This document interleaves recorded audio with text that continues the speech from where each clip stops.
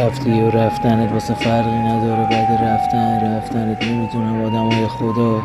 ازم گرفتن شدم میخرفته بیکار شب تا صبح و صبح تا شب بیدار کارم شده کشیدن و جمع کردن تحصیگار گیتار زدم بلد نیستم میخونم برات دارم به اسمت ویار زیبا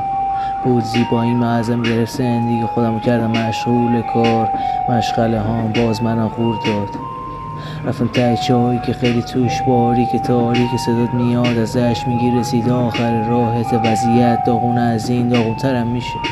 کم آوردم خسته شدم از سردرد پشت سرداری که نه بگو رفتی این شیر تو این پیش پس بعد وقتی که کم میشه حلقلی که بیا بزنم منو ازش من دغدغم زندگی رو زمینه دغدغت این آخر هفته کباب بخوری یا که مزه هست بیام باشی پر بشه داد و ولم که ولوله گرفته کل بدن و نه من خوب نیستم این آدمان که بدنم این آدم آماده است بهش بشه بدیه نو تا سیاهان چیزی واسه دیدنم ندارم برای همه دیگه من سیاهم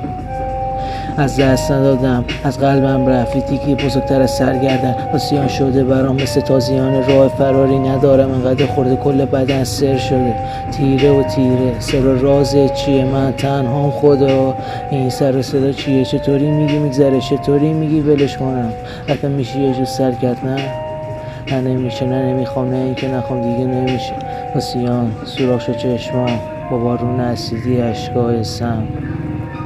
پایان شروع نشده راه پادشاهی